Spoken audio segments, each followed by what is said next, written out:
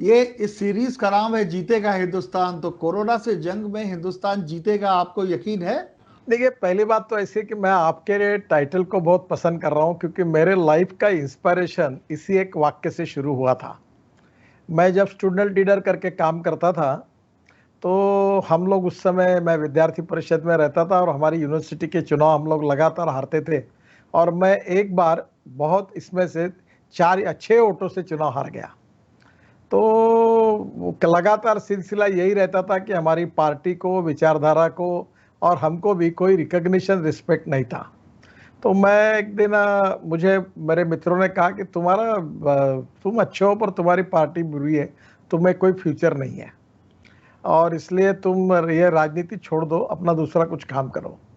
तो उतने में ही उस समय में मैंने रिचर्ड निक्सन की एक ऑटोबायोग्राफी पढ़ने का मुझे मौका मिला।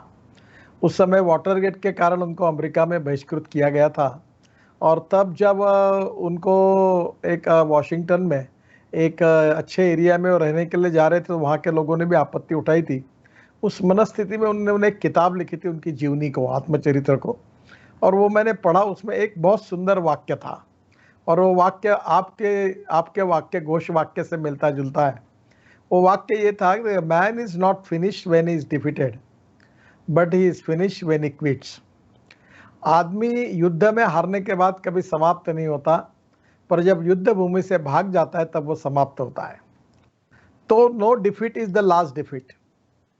हमें लड़ना पड़ेगा और हमें लड़ने की ताकत निर्माण करनी पड़ेगी।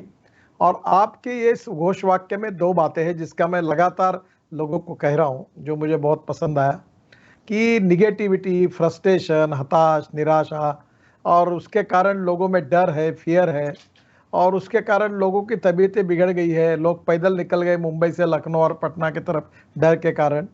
तो मैं पहली बात ये कहता हूँ कि 47 के पहले और बाद में हमारे देश ने बहुत संकटों को झेला है।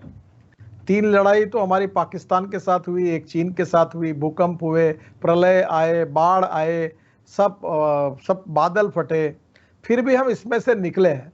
सूखा आया और हमने सब पे जीत हासिल की है, हम जीते हैं।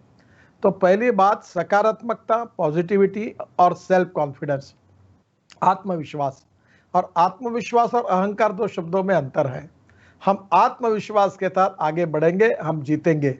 और जो अटल बिहारी वाजपेयी जी की कविता थी, वो 3 कविता को मैं लोगों को बताता हूँ। एक, हम कदम से कदम मिलाकर चलना होगा, बहुत सुंदर कविता है, आगे वो डिटेल में बहुत अच्छी है। और दूसरा एक है जो हमारे प्रेरणा में गीत रहा है, कि हम होंगे कामयाब, हम निश्चित रूप से यशस्वी होंगे, जो भी आपके भाव को व्यक्त करता है। और तीसरी बात, कोशिश करने वालों की कभी हार नहीं होती है।